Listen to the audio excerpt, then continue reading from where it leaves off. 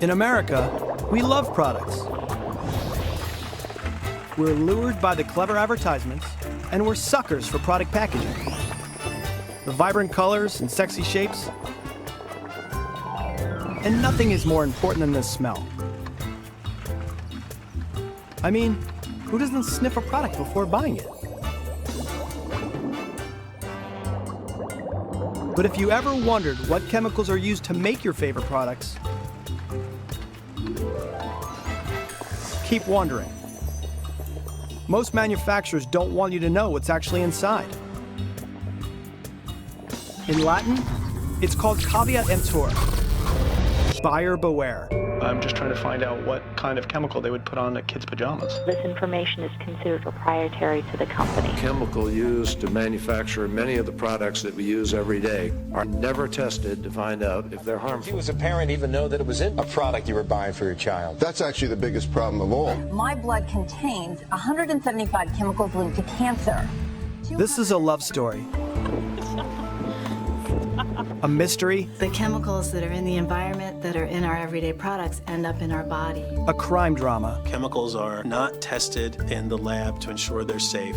They are tested on all of us. A wake-up call. In the 1960s, a woman's lifetime risk of breast cancer was about 1 in 20. Today, it's 1 in 8. For those who have cancer, everything that can be done by government. A disease that has touched the life of nearly every American. You're just dumping all this toxic stuff into your bloodstream. And a farce. I take offense when anyone would even insinuate that our industry, is supporting an increase in the body burden of chemicals. Where do you think we're headed? People think if something's in my shampoo or my toothpaste or my chair, surely someone is making sure it's safe. No one's made sure that it's safe. It's my story.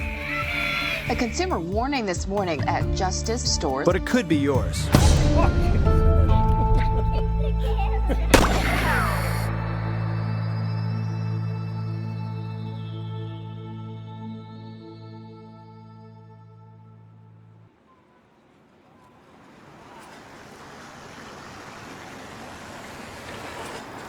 Now, this is no taller, but there's a lot more tree here.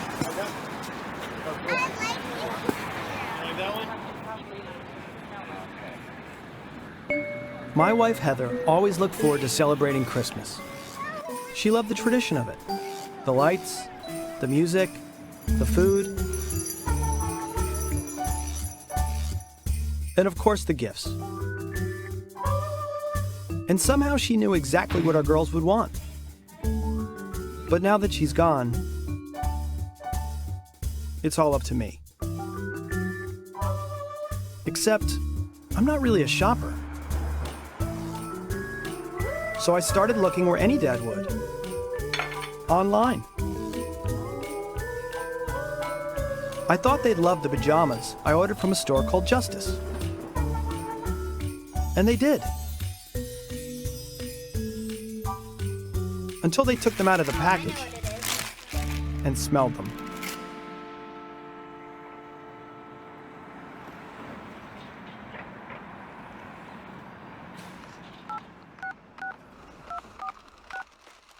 Hi, you've reached the home office of Justice. God, this thing stinks. Where we bring the hottest fashions to life for tween girls like me.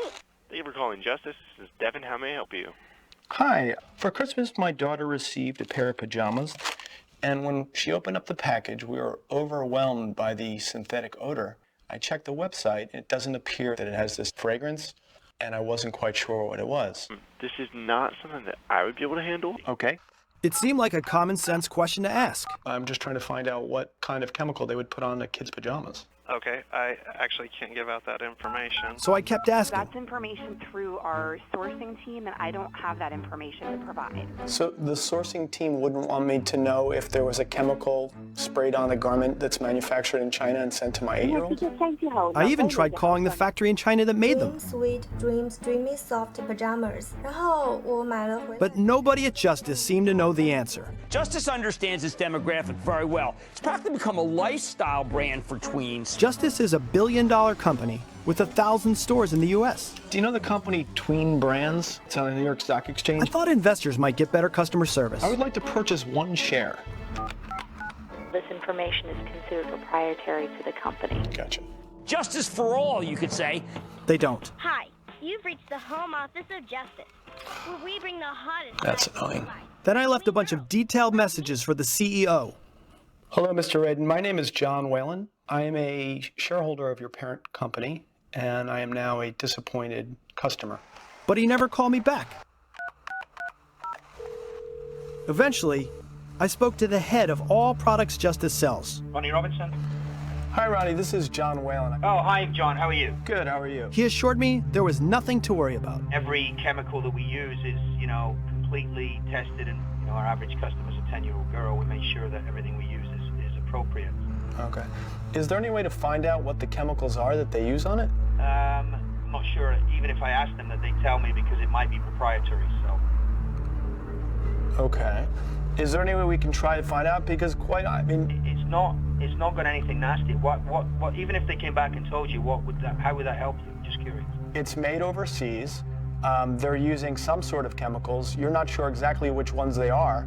I'd like to do my own diligence and find out which ones they're using. I can tell you 100%, and I can guarantee that it's safe. But you don't know what it is. How could you tell me you're 100% certain? Because we are in full compliance with all the government laws and regulation and our own testing procedure. I guess the only thing I could do is send the product to a laboratory and find out exactly what's in it. I guess you bought it. You can do what you want with it.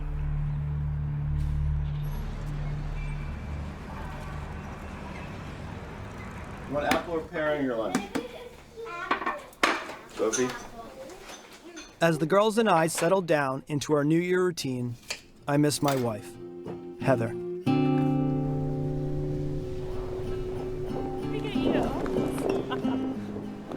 Here, take it. Just take it.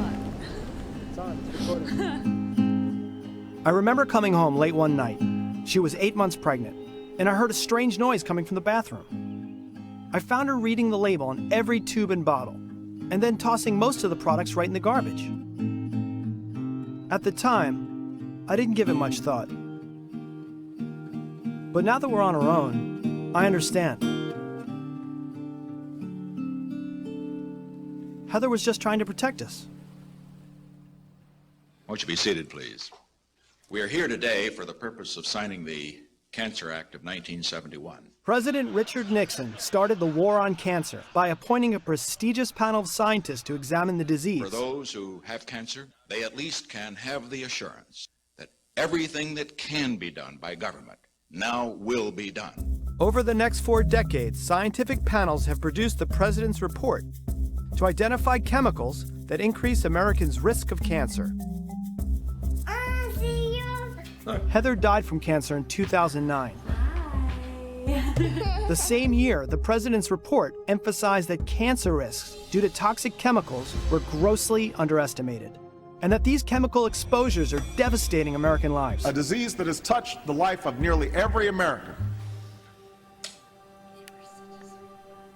In the 1960s, a woman's lifetime risk of breast cancer was about 1 in 20. Today, it's 1 in 8. That's a dramatic jump.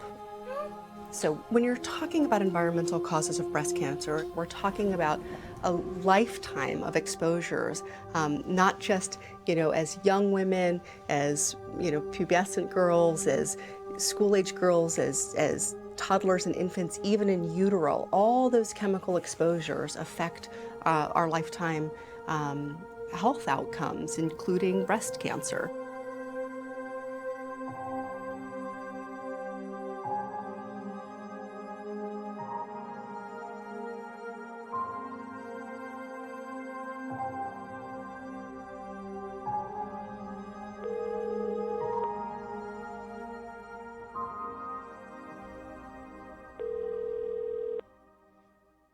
Thank you for calling the Consumer Product Safety Commission.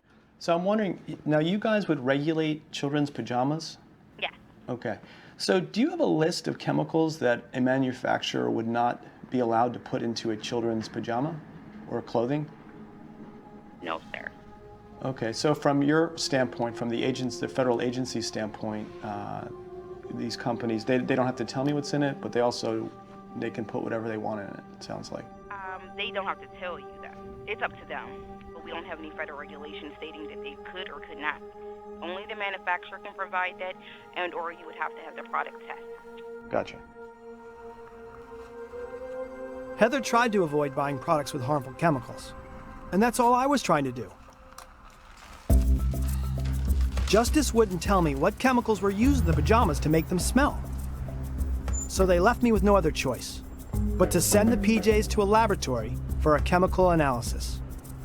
One way or another, I was going to find out what makes these pajamas stink.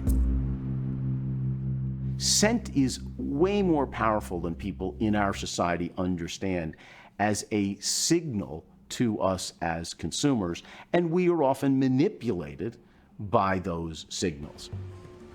The reason most cleaning and personal care products don't list all of the details of what's in any of these products is because they don't want you to know what's in there. We've all probably turned the bottle over and read the label, but one big loophole in that labeling law is fragrance. They don't have to list their ingredients.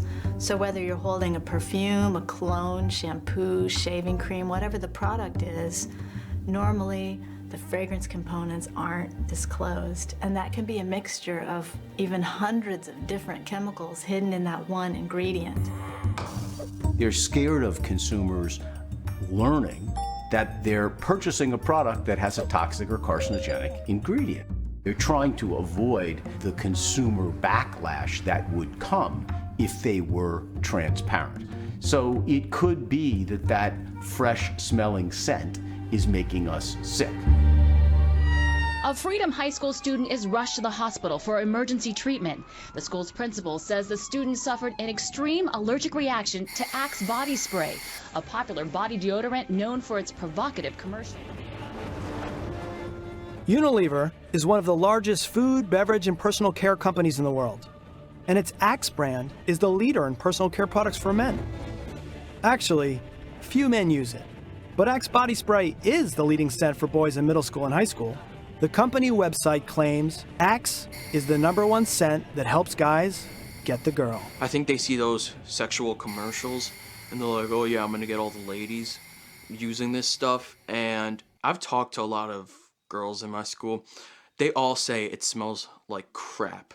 Brandon Silk is your typical high school freshman, except he doesn't use Axe body spray. If he did, he could die. When I smell Axe, I smell an underlying smell. My body feels like it's basically shutting down, and I pick that out immediately. I have become a bloodhound. Brandon had to quit school after going into anaphylactic shock 3 times in 1 week. The third time it happened, my throat was so swollen, you couldn't even fit a straw down my throat, and that scared me completely because I knew I was that close to dying. We've tested other sprays on me, but with Axe, it's the only one that's doing this to me. You know, it just goes on and on. Here's his records from Children's Hospital. They had to use an EpiPen on him. I mean, you name it, it's all in here. For over a year now, Brandon's mother, Rosa, has been pleading with Unilever to disclose the fragrance ingredients in Axe so she can protect Brandon from whatever's causing his deadly allergy. Unilever basically said it's really, this is not our problem, in not so many words. It's proprietary, and that's something that they don't have to disclose. Now, Brandon's doctor wants to do another test to try and isolate his allergy, but that could send Brandon back to the emergency room. I don't want to have to get rushed back to the hospital again. I know. It gets worse every time. I know, but you've been away from it for a little bit now. Let this sink in because I don't know what to do. You know, what ingredient is in Axe? Well, I don't know what type of proprietary information could be more important than the well-being of a child. I really don't know. But I think if they wanted to really help, I think all the information would have been disclosed. I mean, we're still back at square one and there's still no answer. So I feel your frustration. Can we get off this topic, please? Okay. I'm sweating and I don't want to... All right, give me a hug. Because Unilever won't disclose the ingredients in Axe, the Silk family can't avoid buying products that may contain the same chemicals causing Brandon's allergy.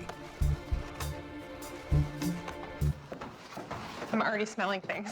Yeah, what is that? I'm smelling that, and I'm smelling that. Alexandra Zissou helps people transition to a healthier lifestyle. This is a fragrance disaster. This gives me hives. Reach under your kitchen sink and take your cleaner or your soap out. Ooh, Mr. Clean, original fresh scent. You may see the word fragrance, so you think that the ingredient is listed. Ooh, appleberry twist scent. But as it turns out, fragrance is made up of a bunch of different chemicals that are alarming.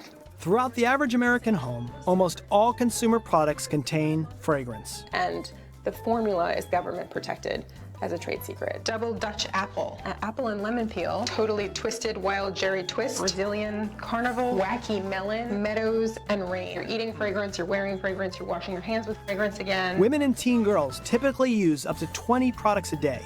Men and boys, Jay, wow. about half that. Oh, that's the girl from the Jersey Shore. And hidden ingredients in these products have been linked to a variety of adverse health issues. Oh my God. You're blowing your nose with fragrance. From asthma and obesity to infertility and cancer. I would just have a giant garbage pail and I would just take all this shit out of here. The sooner you get rid of this in your life, the better. Part of my personal resistance to artificial scents is that my mother growing up was I think she has an allergy to some of the chemicals they use in order to disperse them. For certain fragrances, they're really, really strong, and sometimes it just gets really bad with my nose, so kind of like allergies. Why do I wear cologne? Well, besides the fact that, it's just got these enormous strengths in attracting women. What do you think about guys who wear cologne? It's kind of like actually an indicator that someone's trying too hard. Right. But yeah. It's like a second agenda? Yeah, it's like I spray this on myself and therefore I must get laid. Any idea what's inside fragrance? Alcohol, special formulas right. that are created by people in laboratories. Right. I don't know. Yeah. Did you know there's a loophole in the law? So if you see the word fragrance, it appears to be a singular ingredient, but it's actually used in lieu of disclosing, perhaps 100 different synthetic chemicals. I had no idea. How you doing? Just wondering if you had a second to give us your 2 cents on what you think of like perfume. Like a real perfume or the perfume of Jesus?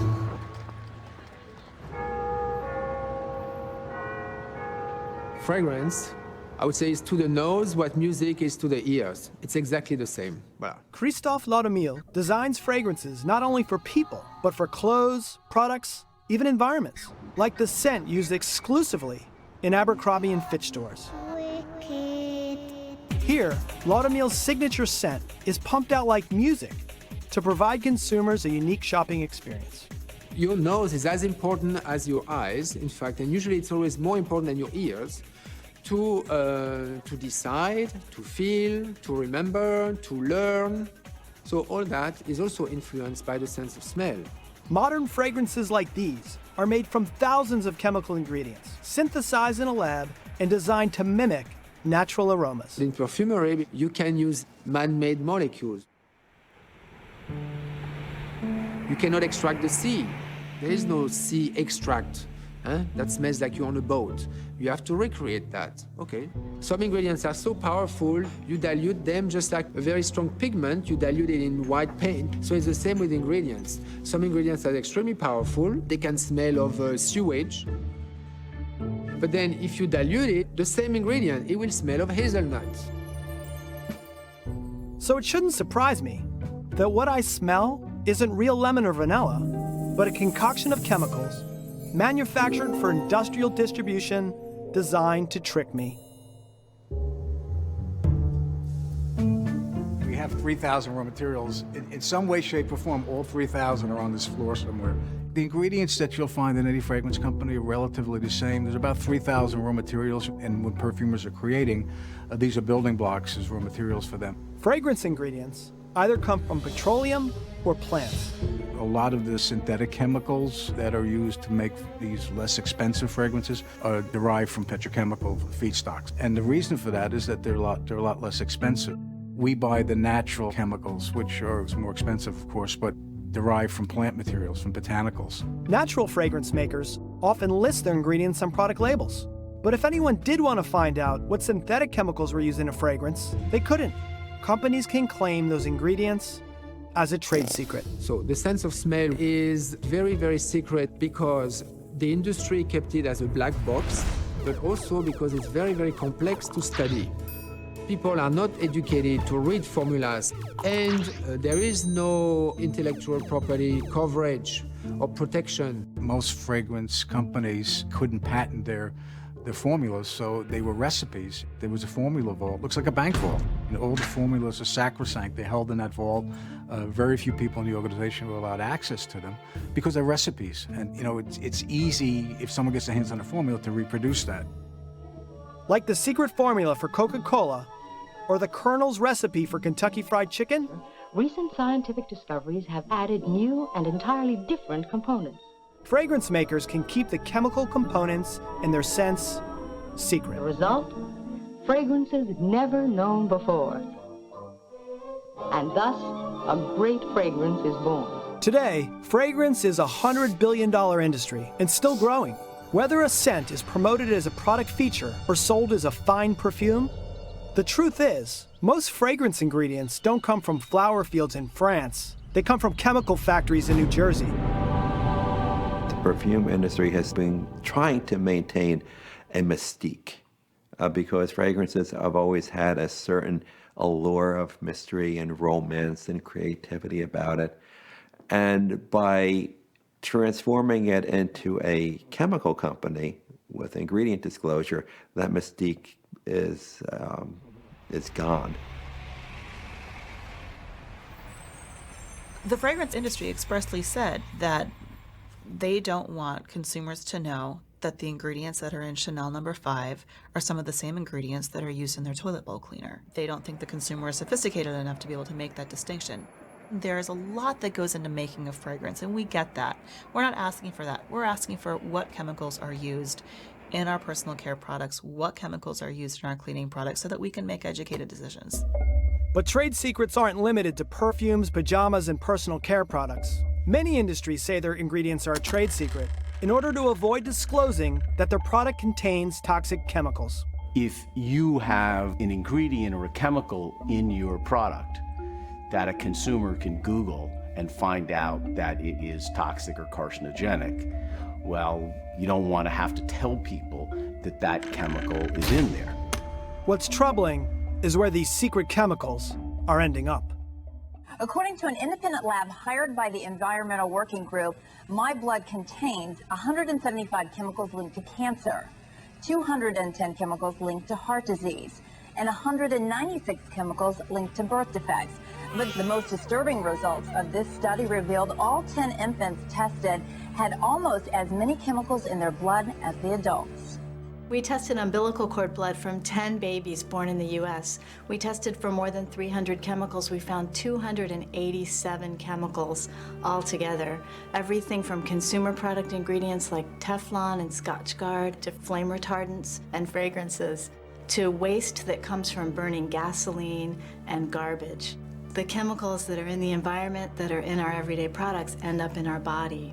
These chemicals get into the mother's body, slip across the placenta, and contaminate babies even before the moment of birth. And the fact is, each one of us, each of our children is born pre-polluted with hundreds of different chemicals from our everyday lives, from our everyday products. Of the over 80,000 chemicals circulating in commerce today, of high concern is a family of commonly used chemicals called phthalates. Found in everything from fragrances to cosmetics, pesticides to plastics, cleaning supplies and clothing. Phthalates are also members of a longer list of man-made molecules called endocrine-disrupting chemicals, or EDCs. Our endocrine system controls mood, growth, metabolism, sexual development, and reproduction, and relies on hormones for normal function. There is a class of chemicals called endocrine disruptors that actually mimic natural components of our systems, hormones in particular. And these chemicals can interfere with the function of those hormones by binding to the same sites in cells where these hormones normally bind and creating havoc if the exposure to those chemicals is happening in a way that interferes with the normal processes. Endocrine disruptors are synthetic chemicals that sneak into our bodies through the nose, mouth, and skin. and trick our endocrine system into mistaking them for real hormones. When you have a synthetic chemical that is a mimic for a hormone or does something directly to disrupt the activity of one of those signaling naturally occurring chemicals, you have a disruption, and that has downstream consequences. The intestines go ahead and take more calories. The pancreas secretes more insulin, and the ovaries and testicles that secrete our sex hormones are sensitive to disruption by these chemical signals that are mimics for the naturally occurring hormones in our body. Although most of us have never heard of endocrine disrupting chemicals, What do you think that pink stuff is? Chemicals. Why would you say that? the World Health Organization warns that exposure to EDCs represents a global health threat. These chemicals have been introduced into the environment without any careful testing for their potential effects on human health and on children's health especially. EDCs are rarely listed on product labels, so we don't know when we're exposed. And these chemicals are everywhere. The truth is, EDC exposure has been linked to infertility, birth defects, learning disabilities, and cancer. Unfortunately, it gets worse. Endocrine disruptors are proven mutagens, which means they can actually mutate our DNA. What's troubling is that endocrine disrupting chemicals can lead to changes in the chemical signals on the DNA molecules themselves that tell the body to turn off or turn on certain genes. So a child born to a mother that had an endocrine disrupting chemical exposure can have health consequences that have nothing to do with the child's exposure, but relate directly to an endocrine disrupting chemical exposure in the mother. Because product manufacturers can use endocrine disrupting chemicals and keep that a secret from consumers, they will never be responsible for any negative health outcomes in the future. I think she just moved a little.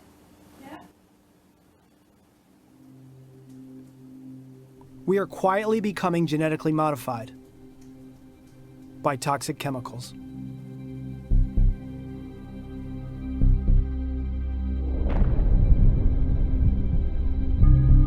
The chemical industry has always wanted to hide information about harm from its products from the public, but also from government regulators as well. And it's very hard to tease out, once these are in the environment, what's causing our health problems because we're exposed to so many different things. We've been in dialogue with the fragrance industry, with the cosmetics industry, with the cleaning products industry, who are saying we don't want to disclose our ingredients because we don't think there's a problem.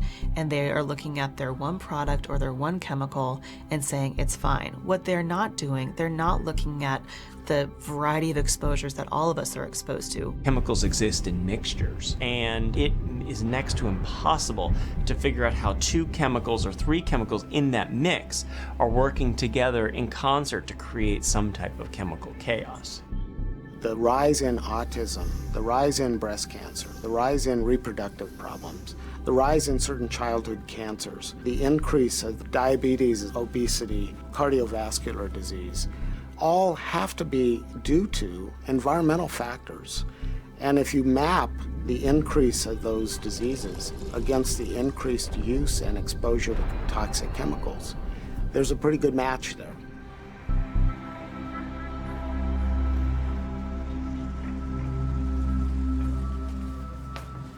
When the chemical analysis arrived for the pajamas I bought from Justice, I was curious whether my instincts were right. Could there be toxic chemicals hidden inside? I called a chemist to decipher the report for me. We looked at things that the EPA considers to be potentially problematic compounds. Okay. In your case, there were 2 phthalates, and of all the phthalates, the one that's the most problematic potentially is this one that's bis-2-ethylhexyl phthalate. These phthalates are endocrine disrupting chemicals and can be especially harmful to young girls, even at minuscule amounts. More concerned about it than any other phthalate out there. But he also found something even more alarming. Then, in amongst all those, there's compound 6. This tri-2-chloroethyl phosphate is in fact a flame retardant called tris flame retardant. It's listed as a potential carcinogen.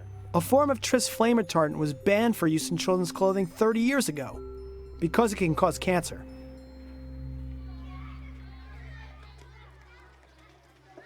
In America, foods, drugs, and pesticides are regulated. You may say they're not well enough regulated, but you really have to provide information because those are the things that go into our mouths. Other chemicals like flame retardants are not regulated. There are not really health requirements, but they go into our bodies the same way. Dr. Arlene Bloom is an expert on flame retardant chemicals. Her landmark studies helped get one form of the chemical out of kids' sleepwear. Back in the 70s, all baby pajamas were treated with brominated tris. And we found that it was a very strong mutagen. It changed DNA. But industry likes to keep things as similar as they can, so they replaced brominated tris with chlorinated tris. And we ran more studies. It also changed DNA, and chlorinated tris was removed from children's pajamas. Up until the 1970s, most home fires were caused by careless smokers. In response, government regulators asked the tobacco industry to come up with a self-extinguishing cigarette.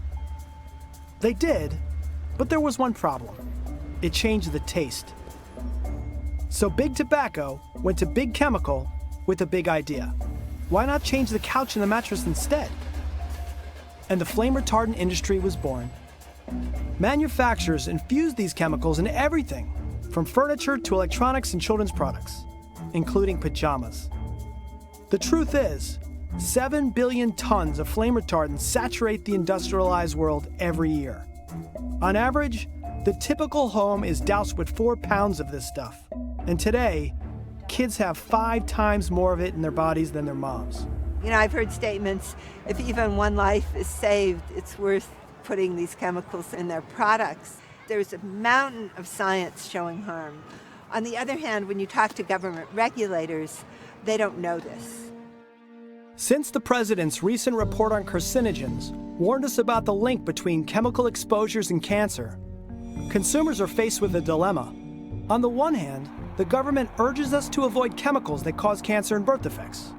But at the same time, corporations can put products on the shelf that contain these harmful chemicals, and they don't have to tell us. And what we don't know can hurt us. Most people don't quite realize that chemicals that are used in the products that you buy, that you take into your home, are not really regulated by the federal government. I think most people think there is something like the FDA model for drugs for the chemicals that are in consumer products, but that's basically not true, and that's by design. When I go shopping in a store, I assume that if the product's on the shelf, someone's made sure that it's safe. That if a product was dangerous, toxic, carcinogenic, wouldn't be allowed to be sold. And that's a fundamentally inaccurate assumption. No one's made sure that it's safe.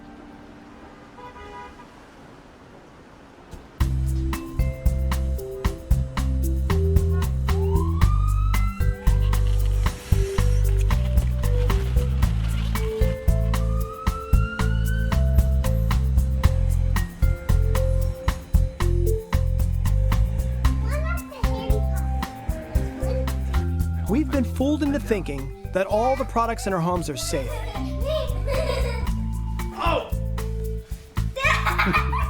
But how many of these invisible molecules that we put in our mouths, breathe in, or rub on our skin are harmful? I'm trying to do the right thing for my kids. All right, let's get ready for bed, ladies. But because companies are hiding what's in their products, I can't. Come on, you little rascal. All right, let me turn your light off. Even though my daughters are healthy now, there's no way of pinpointing what factors are behind any adverse health outcomes in the future. It's dark in here. All right, so time for bed. Lights out. I love you. My wife Heather seemed perfectly healthy. And then she wasn't.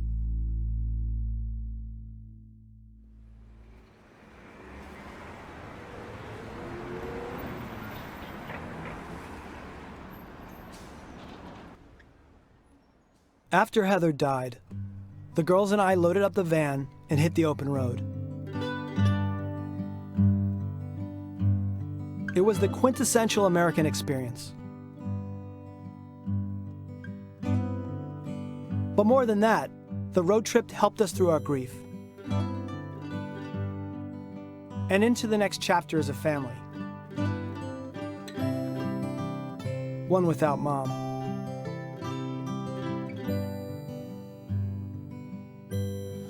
Woo! All right. You might make it. Hey, good throw. It was in Minnesota, visiting the Mall of the Americas, that we discovered Justice, the store. And the girls loved it. I wonder what would have happened if I had picked up a product at Justice and saw a label that disclosed all the chemicals contained inside. Just lead in here. I wouldn't have bought it. Would you? Maybe. But at the very least, we would have had the choice. The current system right now, chemicals are not tested in the lab to ensure they're safe. They are tested on all of us. That we are all exposed to mixtures of chemicals, some of which are known to be toxic, some of which have just not been evaluated for their health and safety. It's not okay to expose people to toxic chemicals and ask questions later. Now I know they are testing their products on us. But we aren't volunteers. We are guinea pigs. Yes, we are guinea pigs, and we pay a very high price for being guinea pigs, but the retailer isn't responsible. The business that makes the product isn't responsible. It's you, the consumer, that have to take responsibility for your own health. Clothing for 1,000. Brothers is the brother store of this clothing store for tween girls, whose name means equitableness. Aren. What is Justice? Justice, yes. A consumer warning this morning about some children's jewelry. About 137,000 pieces have been recalled for high levels of the toxic metal cadmium. The jewelry is sold at Justice stores.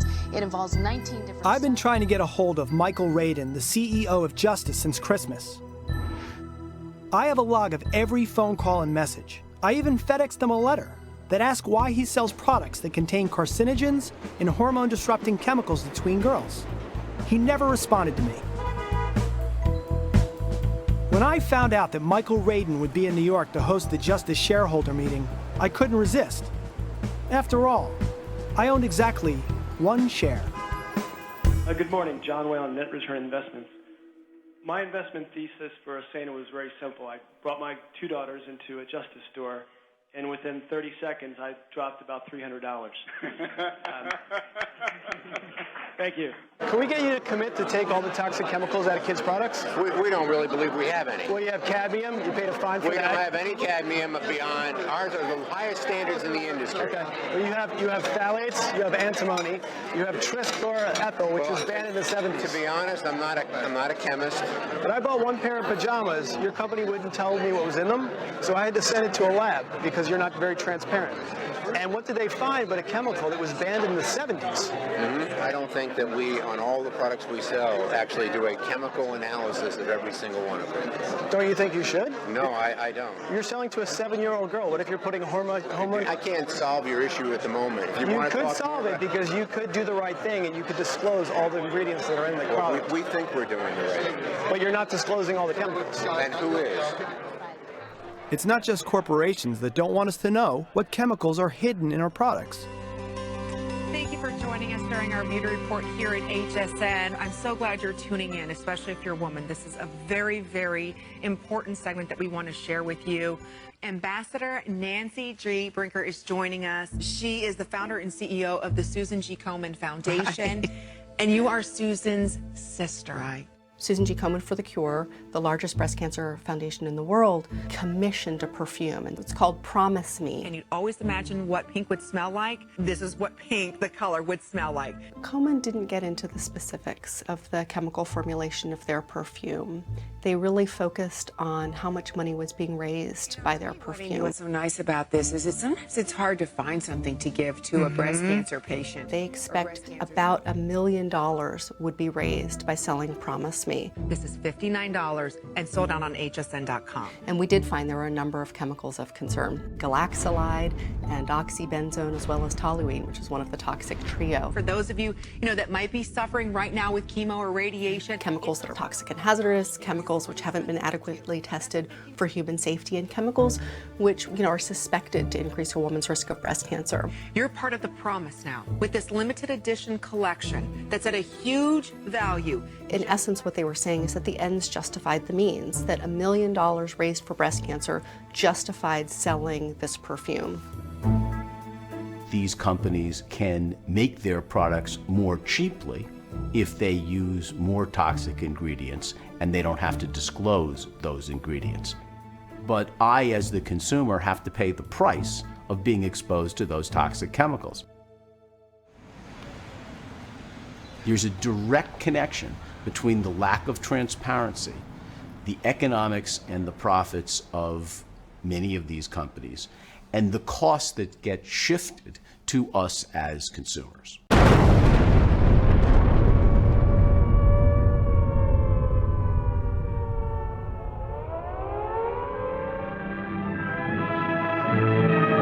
The chemical industry is a growing one, growing by leaps and bounds.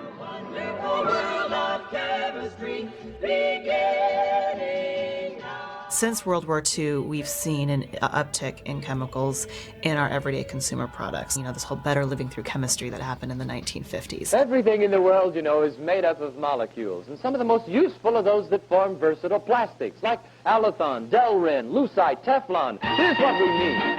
Oh my. Molecules. There are plastics in your toaster, in the blender and the clock. But what happened is these chemicals were coming on the market and they were not regulated at all. On the door and in the lock. Through better living through chemistry, the benefits are largely ease of living. But the debate here is about untoward health consequences of uncontrolled exposure to chemicals that were never really regulated, I think, properly in the first place. The chemical industry was largely self-regulating until the 1960s, when Rachel Carson's landmark book, Silent Spring, alerted the public to the growing danger of toxic substances. And the modern environmental movement was born. The Environmental Protection Agency, number one interest besides... Among students? Yes. Under pressure from growing environmental groups, President Richard M. Nixon established the Environmental Protection Agency. And reining in chemical manufacturers was a top priority. We often do not discover how harmful a compound can be until it has become a commonplace item in our everyday life. EPA leaders like Russell E. Train sought fair but firm toxic chemical regulation. And again, we find ourselves engaged in an extremely difficult and drawn-out struggle to protect the public from a hazard to which it has already been exposed, while at the same time trying to avoid putting people out of work or out of business. The result was sweeping legislation intended to protect people from exposure to toxic chemicals. President Ford has signed into law the Toxic Substances Control Act, long sought by environmentalists, giving the Environmental Protection Agency the central authority to have chemicals tested before they're put on the marketplace. In theory, TSCA was a hard-won victory for American consumers. In reality, the chemical industry was the real winner. The Toxic Substances Control Act is the law that was supposed to regulate chemicals, but TSCA really never got off the ground. And TSCA grandfathered in a set of chemicals that it made it very hard to regulate. So that means at least it's legal to use in this country over 80,000 chemicals. How do you begin to sift through those to identify the ones that are problematic and restrict them? TSCA also secretly put consumers in harm's way by limiting the ability of the Environmental Protection Agency to do its job. The law has not given EPA the authority it needs to identify chemicals that may be problematic. And secondly, even where we do get information that indicates a chemical is of high concern, EPA lacks the authority to regulate that chemical. To make matters worse, TSCA offers the chemical industry and product manufacturers that use the chemicals another important perk: secrecy. One of the major problems with the current system is the secrecy about chemicals. So it's not just that they're not being regulated, but in many cases, their identity, the identity of the chemical is secret. And that's not very usable information for most people. Who is that? Yeah, this is how I can see you. In the mirror. Although Heather was diligent about reading labels as a precaution to protect our girls, Americans can't avoid chemicals that aren't listed on the label. The truth is, the EPA estimates that there are 17,000 secret chemicals in commerce today. And this secrecy is taking its toll. I think the book is the Berenstain Bears called the Trouble with Secrets. What's the opposite of secrets? Not secret. And what's a word that means not secrets? Truth. That's right. So which would you rather have? Someone tell the truth or tell the secrets? Truth. Truth. Me too. One of the problems with the current system is we used to be the best for health and safety issues, but when it comes to product safety, we're now not really anymore. Europe is. And my favorite example of this is the Katrina trailers.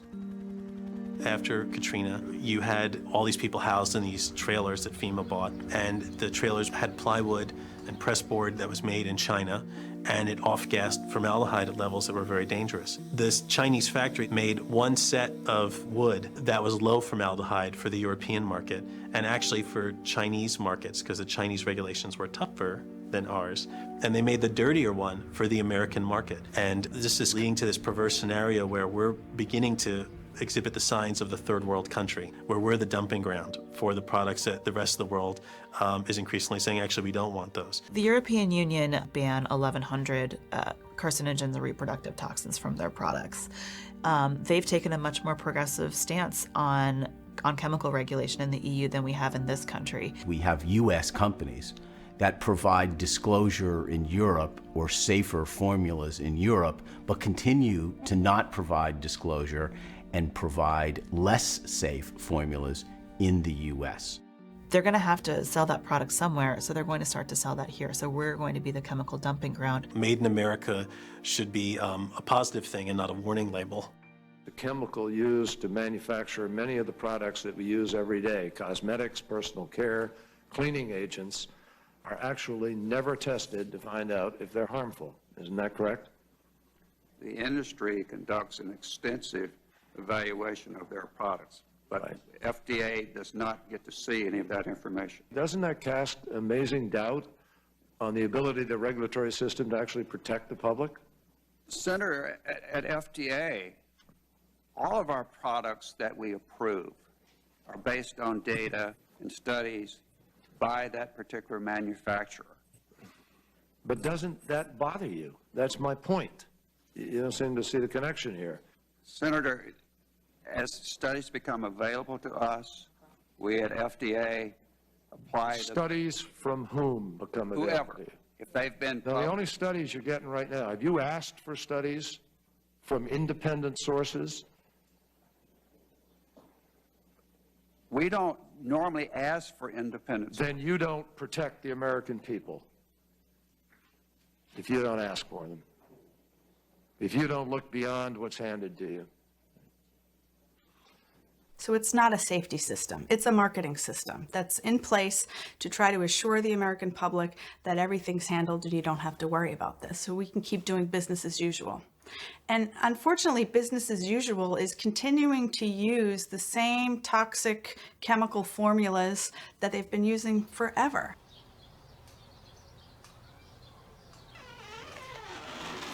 Brandon, you gotta get up for school. Okay. It's gonna be a great day.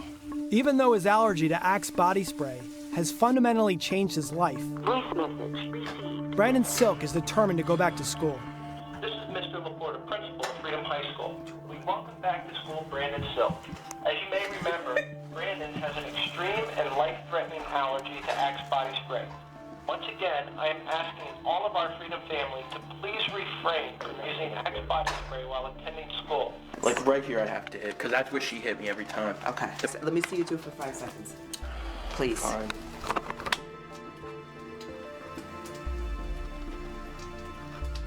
Good. Where's that one going? This is going to the nurse. Okay, I'm ready. I just want to talk about if you remember all the protocols for today. I know my emergency routes. Okay, you have your phone? I have my phone. I'll text you if I feel anything going wrong. Okay. I'll text you and go right to the nurse. Only worry if the nurse calls you, okay? Okay. Freedom High officials have designed a battle plan to help Brandon avoid a potential gauntlet of axe-stinking teenagers. Well, this is my first day. Brandon? Come on, there's kids. Ow! Get off! But no matter how careful he is, he could end up back in the hospital. Or worse. God, just cut him a break, please. Pinpointing an ingredient that's not listed, I mean, that's where the frustrating part is. Are they hiding something? I don't know. You know, I mean, I think it makes it look worse for them not disclosing the fragrance ingredients, because to me, it's like, what are you hiding? You know, what could be in the makeup of the fragrance? It's proprietary, please. I mean, come on. It's not just the mixture of fragrance ingredients that are hidden in Axe. It also contains chemicals like 1,4-dioxane, a chemical the EPA classifies as a probable human carcinogen. So I started thinking about my kids at school. What are the long-term effects of hundreds of students spraying Axe, and the sense off gas is recycled through the school's heating and cooling system all day, every day, along with a ton of other chemicals? I feel that he is a canary in a coal mine. I don't know what the future brings, and I don't want anything bad to happen to him, you know. I don't want his future to be filled with question marks. In spite of Rosa's and Freedom High School's best efforts to discourage his classmates from wearing Axe, Brandon's first day didn't go as planned. So I had a meeting with my principal, and on the way in, I smelled a kid wearing Axe, and instantly I started to feel my throat start to close, and I had to get stuck with the EpiPen and be rushed to the hospital. We have a health epidemic, whether it's allergies or asthma or cancer, and people are starting to wonder why. What is the connection between the products we use, the chemicals in our environment, and our own health? Thank you for calling Tide. Hi, I read an article online yesterday, and it said something that it has a chemical in it called 1,4-dioxane that might cause cancer. I just wanted to make sure that is not true. It's not something that we add to the product, okay? It's something that's in the product. And it... Could you tell me who adds it then? Pardon me? You said you didn't add it. I was wondering who does add it. It's in all of the ingredients. You know what I mean? No, I don't. Okay. How can I say this? You know, if you do 1,200 loads of wash a day, it's still at the safe level. But everything causes cancer nowadays. You know what I mean? Right. I'm just trying to avoid those things that do cause cancer. Does the FDA have the authority to ensure that products like bubble bath or baby lotion is free from toxic chemicals like formaldehyde before they hit the shelves? There is no pre-market approval requirement. If the FDA believed that the level of formaldehyde was harmful, could it require a recall of that product from market shelves? It could not under current law. If a company decided to include arsenic as a component of a face cream, would they even have to notify the FDA first? It would not. If the arsenic was used as a component of a fragrance, would the company be required to list arsenic on the product label? As a component of a fragrance, it would not. That would come, I think, as a shock to most people, because everyone assumes that they can turn the box around and see what's in it. But the FDA does not have the authority to require that to be disclosed to the public. And I think therein lies the problem. With so little regulation and free reign to use whatever ingredients I wanted in a product, I thought I'd make my own signature scent. Its top notes open with a burst of carcinogens. Its middle notes are a hormone-disrupting mixture of phthalates. But my secret sauce really makes this scent pop. It's perfectly legal to use all these ingredients, and consumers will never know. They'll just see the word fragrance on the label. The FDA guidelines haven't changed since they were enacted in 1938. In fact, the FDA only recommends that manufacturers fill out a voluntary application to register the scent with the agency. Listing fragrance ingredients is also optional. But the truth is, few, if any, manufacturers volunteer this information. Because if anything bad happened to someone using a product, the consumer would have to prove that that product was the culprit. Until then, we manufacturers are all innocent until proven guilty.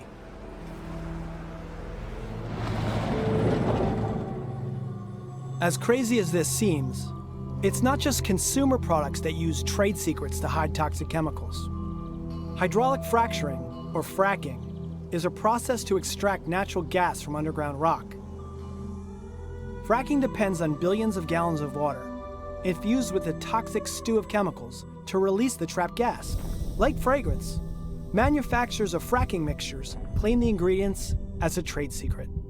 But what's troubling is that fracking fluids and fragrance share many of the same toxic chemical ingredients.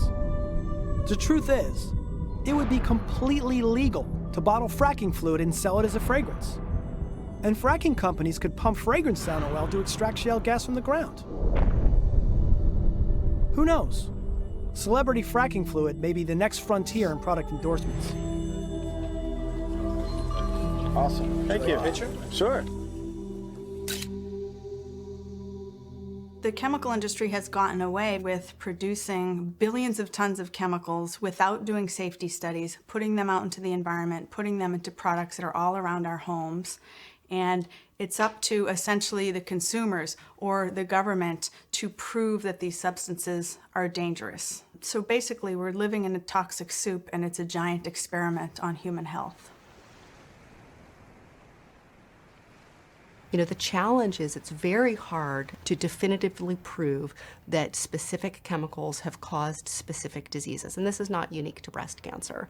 So even in the absence of watertight cause and effect, incontroversial human data, there's enough data to indicate that these are serious chemicals of concern. We believe it is imperative that we really follow a precautionary principle. The precautionary principle is the idea that we wear our seatbelts even though we don't know if we're going to get in a car crash that day. And why do we do that? Because taking the action is easy and the consequences could be very severe if we fail to take the action.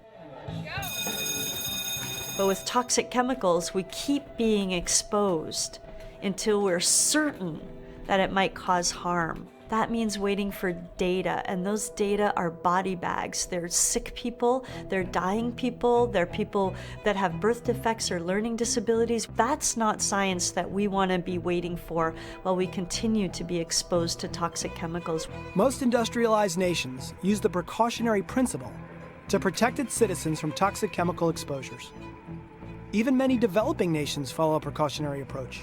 Egypt upheaval, President Mohamed Morsi ousted in a military coup. In fact, shortly before being overthrown, Egyptian President Mohamed Morsi enacted a ban on some endocrine-disrupting chemicals. But here in the United States, our federal system takes a different approach to chemical regulation. Members of the Senate reject the precautionary principle. In the case of chemicals, we use a very perverse framework. You're innocent until you're proven guilty. The question is, okay, well, how many people have to die? How many people have to get sick before the proof becomes overwhelming and inescapable? 42. And what we need is a preventative approach. You have to prove the product's safe. You have to prove the chemical's safe. And until that's proven, it shouldn't be allowed in a store. It shouldn't be allowed in a product. But we don't have that framework, and that's the framework we need. Because the federal government fails to protect Americans under the Toxic Substances Control Act, state governments have been forced to pass laws to protect its citizens from toxic chemical exposures. This trend began in the mid-1980s when the consumers in California faced off against the chemical industry in a showdown over toxic chemicals. The result was a tough new disclosure law called Proposition 65, or Prop 65. Prop 65 prohibits businesses from knowingly exposing consumers to chemicals known to cause cancer or birth defects. They have to either reformulate the product to use less toxic ingredients, or remove the product completely from the market, or they have to put a label on the product. Coke and Pepsi saying they'll change their recipes because of a chemical that could cause cancer. Yeah, so Coke and Pepsi announced that they're going to change the formulation of the caramel coloring that they use in their sodas to avoid putting a cancer warning label. A consumer group found a chemical in there that has been linked to cancer in animals. That's the good thing about Prop 65, right? It puts, the burden and the onus on the manufacturer. So as soon as Coca-Cola has to put a cancer warning on their main beverage, their Coke, then they're going to reformulate the product. Coke says that there has never been a problem in terms of cancer from this caramel coloring, but they want to make the change to avoid that warning label. The idea with Prop 65 was that the state of California, once they've identified that something causes cancer or birth defects, you're required to warn people before you expose them to it. And it has had an impact. If you have to put that warning on a consumer product and there's another product that doesn't have a warning, that actually has an impact. I think if companies had to list what's in the products, it would change the industry, because once consumers know what's in the bottle, they start changing what they buy. Suddenly, manufacturers imagined a doomsday scenario where consumers actually knew what chemicals were in their everyday products. Shampoo, conditioner, deodorant, toothpaste, moisturizer, hand sanitizer. Like, you pick up a product and you don't really even think about that you're using yet another product. And each one of those products has 15 or 20 synthetic chemicals. Your body burden's enormous. You're just dumping all this toxic stuff into your bloodstream. We find known human carcinogens, chemicals that cause reproductive harm, hormone disruptors. Are they safe? Absolutely not. They say it's just low levels of any given toxic chemical. Just a little bit of carcinogen in the baby shampoo, a little bit of lead in the lipstick. But those low levels are adding up every single day. But instead of reformulating to make safer products that could cost a little more, the industry opened up a new front on the war on cancer. But this wasn't a fight to get carcinogens out of products. It was a fight to keep them in. The industry foot soldiers in this well-financed campaign come from organizations called trade associations. These trade associations represent corporations intent on repelling any chemical regulation. The biggest problem with Washington is just the special interest money that corrupts the process. And it's most embodied in the American Chemistry Council, the trade association, which almost acts like a political party, a fierce little, a communist cell or something. The American Chemistry Council, or ACC, is one of the most powerful trade associations anywhere. The ACC spends hundreds of millions of dollars to influence public opinion, fund political campaigns, and underwrite aggressive lobbying efforts, all to avoid regulation that would impact the profits of the largest chemical companies in the world. These companies, have it down. They're going to do whatever it takes to feed their bottom line. And of course they're going to lobby against any kind of legislation that's going to legislate that they have to stop. They don't want to. The trade organization has become the representative to say things that the companies, I don't think, would dare to say, because a lot of times it's untrue and it misrepresents the harms of chemicals, and it hides important information from government regulators as well as the public about how to protect themselves from these chemicals.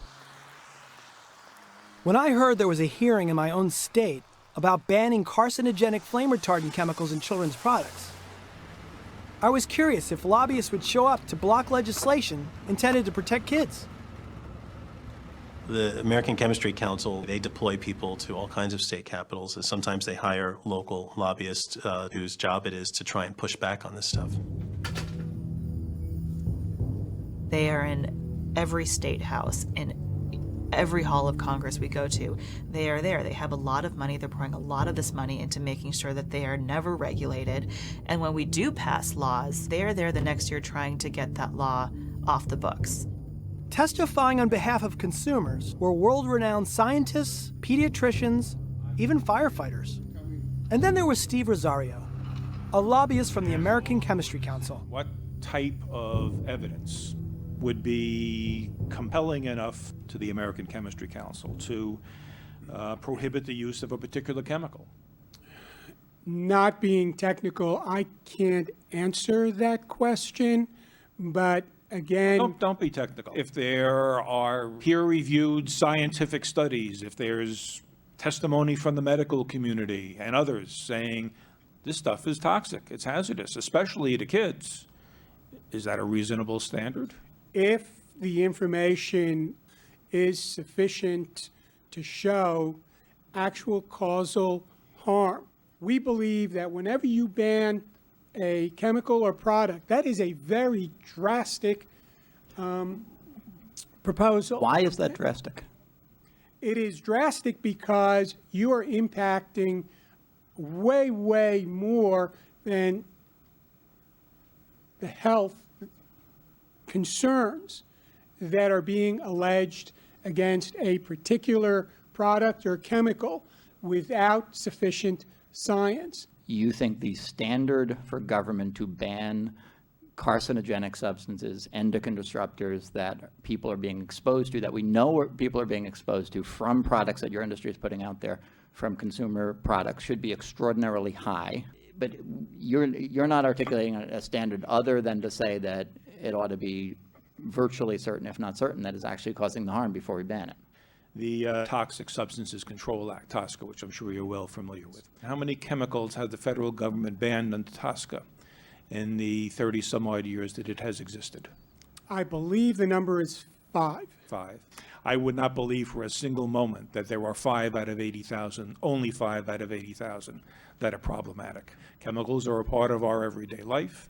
They're all around us. They're a necessity. But some of them hurt people. Why shouldn't we shift to a standard that says before you can use it, you have to prove that it's safe?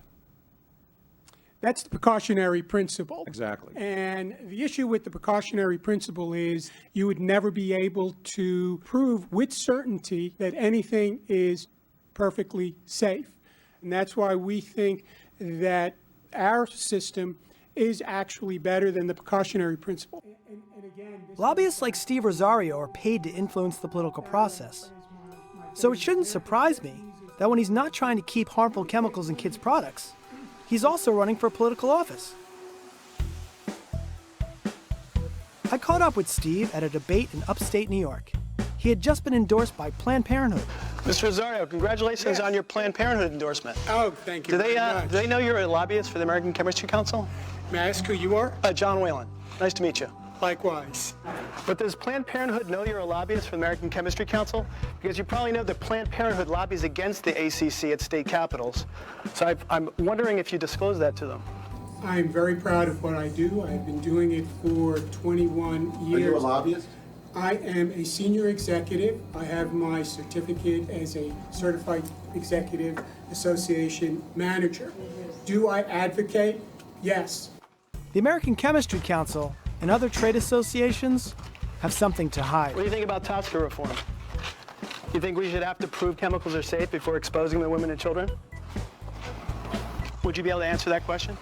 I will answer no questions from someone I do not know. Business is writing the rules. Government isn't really writing the rules. It's the businesses, the trade associations, the lobbyists that write these rules. And they're not written with us in mind. They're written through one lens.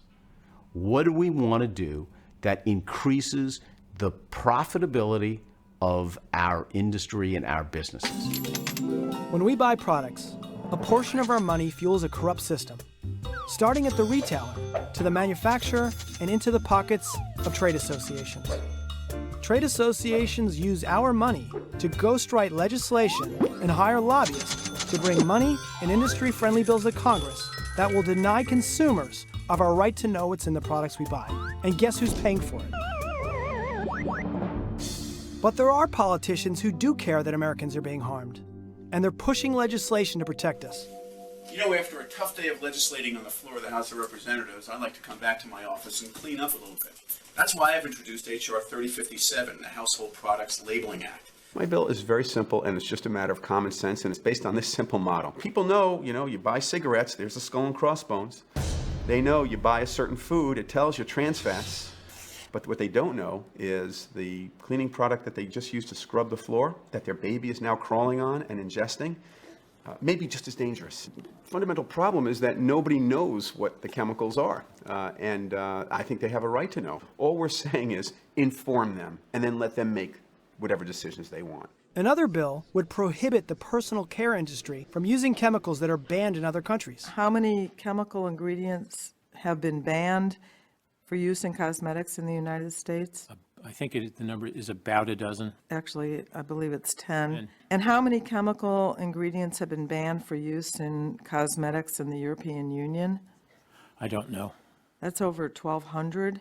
The Safe Cosmetics Act would require that ingredients that are found to be carcinogenic or interfere with development or cause reproductive harm would be phased out of products, that there be a list of ingredients, including the components of what are called fragrances. But no matter how reasonable the regulation or balance the bill, representatives like Leonard Lance from New Jersey must make sure they never make it into law. These products are among the safest regulated by the FDA, and the agency has strong authority to regulate cosmetics. For over a decade, Leonard Lance has championed the cause of the chemical industry out of necessity. We're off to find the elusive Congressman Leonard Lance of New Jersey. Within the boundaries of Lance's home turf are the headquarters of chemical giant BASF, Johnson & Johnson, Procter & Gamble, Unilever, L'Oreal, Revlon, and it's home to some of the largest fragrance and flavor companies in the world. In the case of cosmetics, Lance introduced opposing legislation. There's some speculation that the Personal Care Product Council, the trade association, wrote the bill, and Mr. Lance is simply the face of it. Lance's bill doesn't prohibit carcinogens and EDCs. It prohibits states from passing laws that would protect consumers using a legal concept called preemption.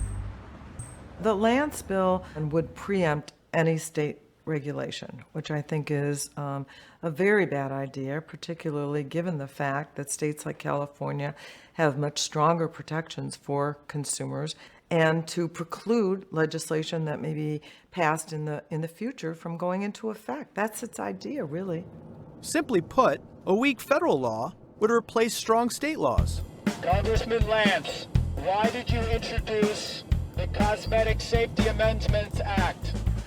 I think it would be really a very dangerous piece of legislation that would leave consumers very vulnerable.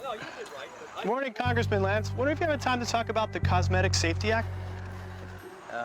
The Cosmetic Safety Act? Yes. Yes, certainly, yeah. Well, I just want to know why you introduced the bill. Because I want to make sure that we have appropriate regulation. Do you think that consumers have a right to know if there's a carcinogen in a personal care product? Yes, I do. But under your bill, they would be able to put ingredients in there and not have to disclose they're in there. I want to make sure that everything is appropriately identified, and I want to work with all of those who are interested in this issue. What about the fragrance loophole that allowed people to put styrene or formaldehyde and not have to disclose that? I'm certainly willing to discuss ways to make sure that your views are concerned. Okay. Thank you. Thank you. And what is your name? My name is John Whalen. Where are you from, John? New York. Do you think that companies should have to prove ingredients are safe before they expose them to women and children? I certainly think that we should have a regime that protects the American people. Would you be able to answer that question? I want to make sure the public is completely protected. What was your inspiration to author the Cosmetic Safety Amendment Act? I want to work with all of those involved to make sure that the American people are completely protected. Okay. Thank you. Thank you for your time.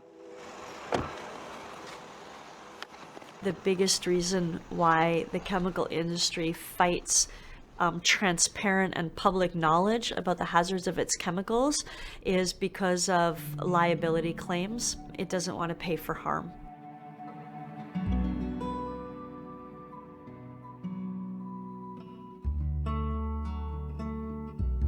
I think of my life with Heather all the time.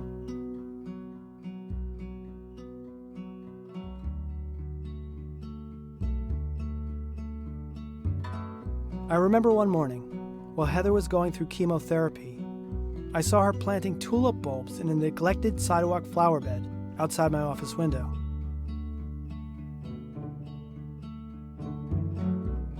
That's what she always did.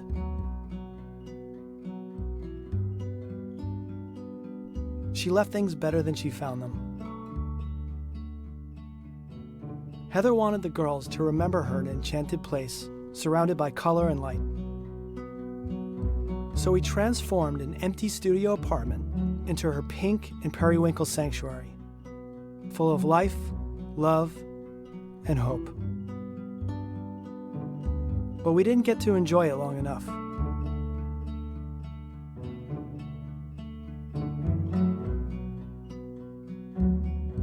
Heather died here 6 days later. We were all by her side.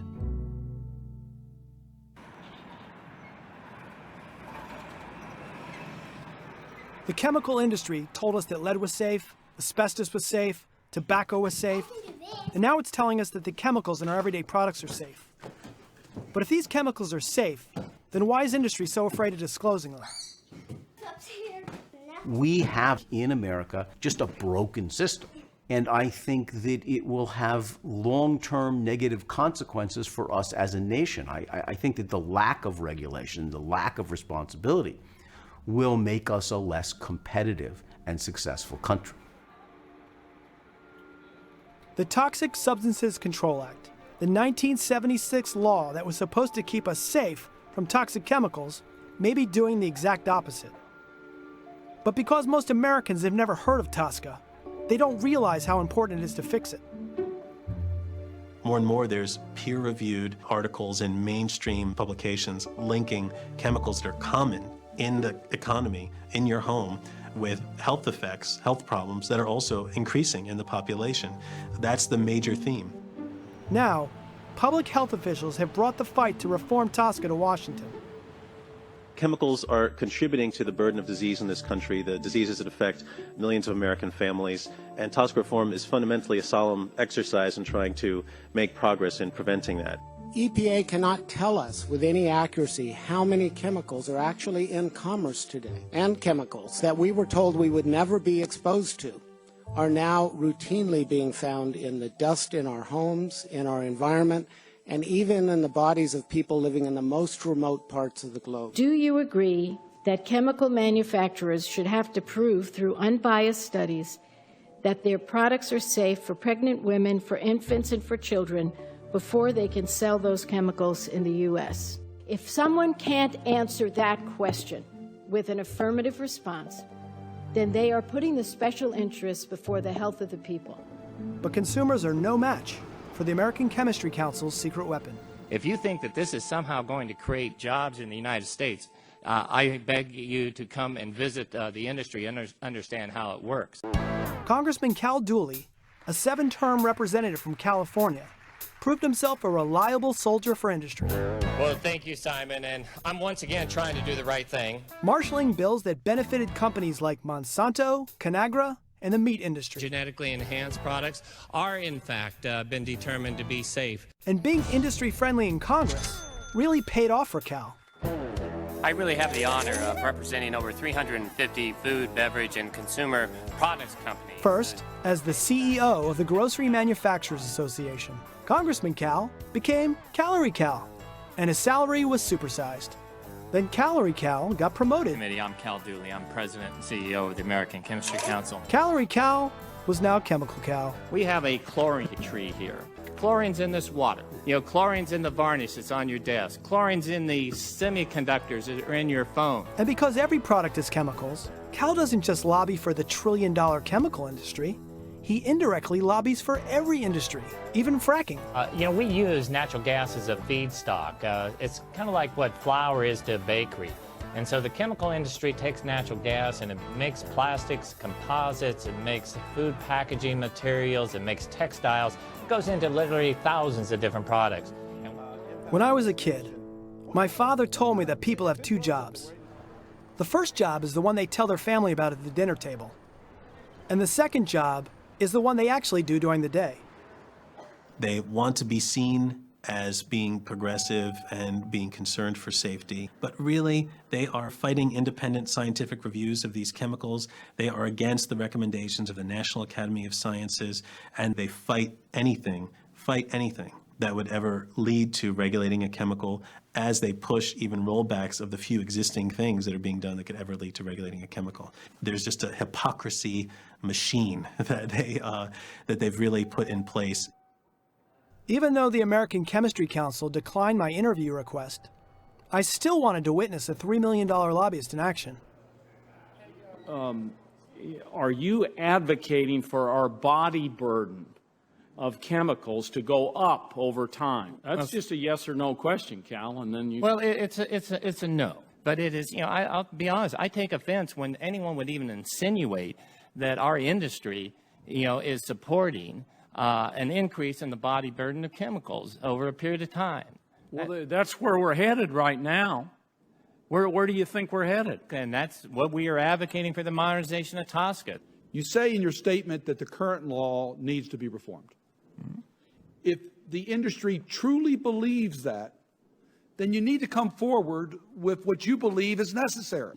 This bill, with this safety standard, is a prescription to deny the U.S. manufacturers' ability to be at the forefront of innovation and creating jobs. And in terms of the safety standard that you have proposed here that we objected to, we have an alternative. As I listened to Cal's political doublespeak, I couldn't help thinking about my wife, our kids, and the 350 million Americans who are exposed to toxic chemicals every day. If your objective is to defeat legislation, if that's your objective, then I understand what you're doing.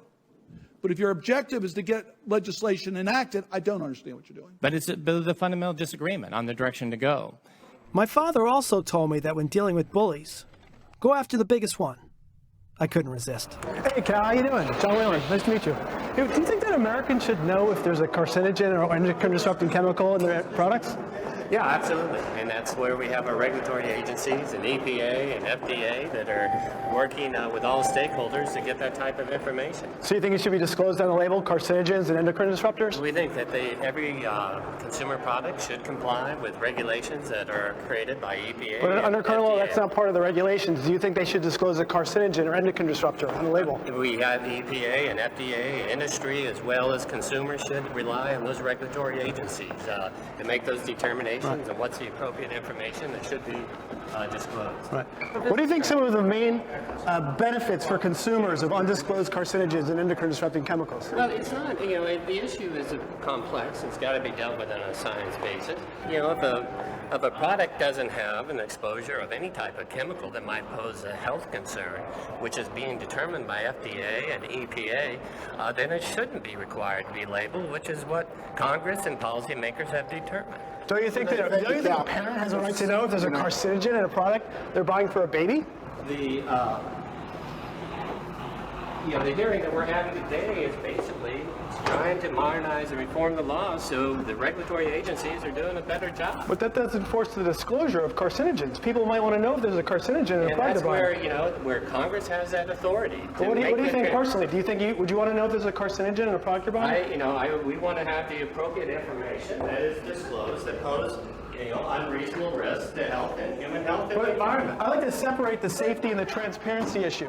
People have a right to know if your risk can be subjective, but whether you're transparent, that's binary. You're either disclosing it or you're not. Why wouldn't you want people to know there's a carcinogen in the product you're buying? I think that, we have to place a great deal of confidence with our regulatory agencies, be they Food and Drug Administration. But how can we trust them if they don't even have the information? The FDA is not legally obligated to ask a company it regulates for a list of chemicals in their own products. FDA has information on every chemical that is in a consumer product. No, they don't. Sure they do. They do not. What about the fragrance loophole? No, I don't represent them. Well, they say it's a trade secret, so they don't have to disclose carcinogens and EDCs. No, but even on a trade secret, they have the information. Well, can we have a sit-down meeting and talk about the disclosure issue? Yeah, well, if you can work with my staff. Sure, great. Thanks, Cal. You bet. Industry wants to have it both ways. They don't want to prove chemicals are safe, and they don't want to disclose their ingredients. If they did, then consumers would see through the pretty packaging and learn the ugly truth about what's inside.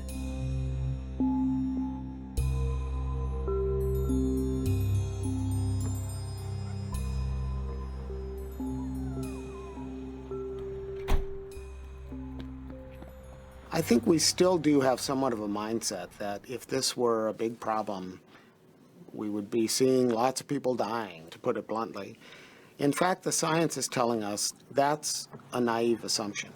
Chemical exposures and other environmental factors can result in changes that do dramatically affect our health in ways that are serious and don't kill you, but they certainly affect your quality of life for the entirety of your life.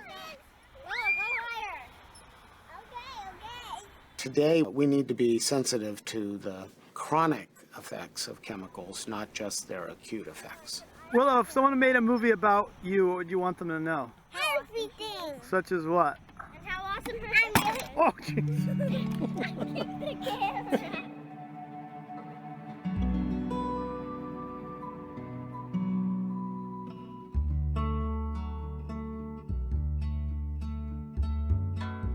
We will never know exactly what caused Heather's breast cancer. And maybe it doesn't matter. But we can't rule out exposure to toxic chemicals.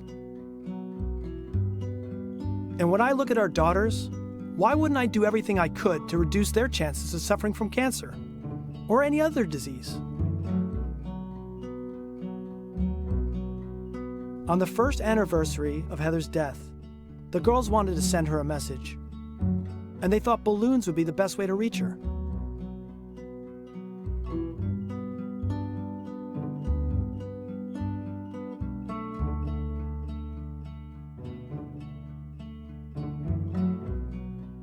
Today, even though Heather's gone, the flowers she planted always come back.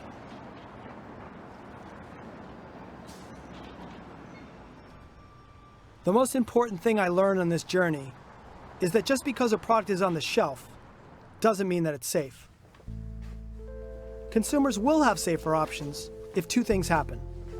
One, companies disclose all ingredients in their products. And two, Congress fixes the Toxic Substances Control Act so regulators can get the chemicals of greatest concern off the market.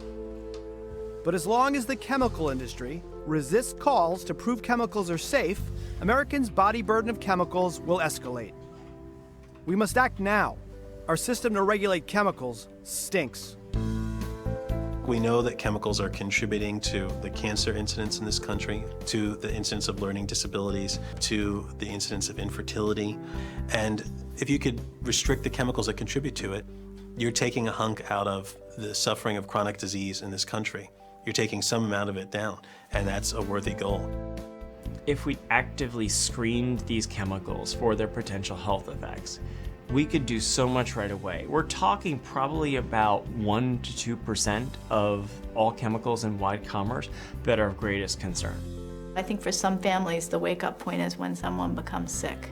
And it's why it really takes a holistic approach where we're making different personal choices, companies are doing a better job, and we're getting better policies in place. It's just amazing how much difference we can make by not taking this stuff in our own homes. And it's great common sense to exercise precaution. I mean, how can you not? Once you learn this, you can't unlearn it. I believe this is a fight that we're going to win. It's the direction that many companies are already going. I think to get people to wake up is getting out as much information as we can. And as long as we can hit critical mass, then change happens.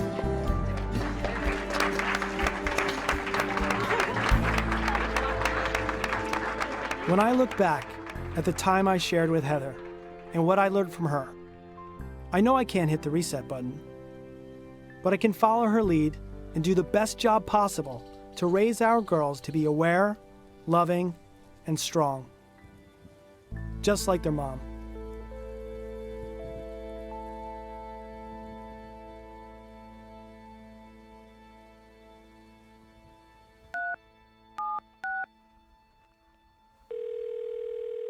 Thank you for calling Aeropostale.com. How may I help you today? I have a product question. Okay. I'm looking at the kids' polka dot fleece sleep pants. I was wondering if you use flame retardant chemicals on them, and if you do, which ones? Okay, all I'm seeing here is relaxed fit, flame resistant. It doesn't say anything about any type of chemicals. Does that answer your question? Not really. I don't think that's something someone would normally put on their website. Is there any other way I could find it out? Well, let me see here. Can you hold, please, while I try to find out that information? Sure. And now I'm on hold.